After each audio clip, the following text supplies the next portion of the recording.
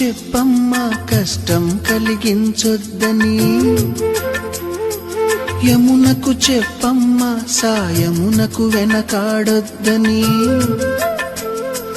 గోదారికి కావేరికి ఏటికి సెలయేటికి కురిసేటి జడివానకి దూకే జలపాతానికి నీతో బుట్టులందరికీ చెప్పమ్మా మా గంగమ్మ. జీవనదివిగా ఒక మోక్షనిధివిగా పండ్లు పూలు పసుపుల పారాణి రాణిగా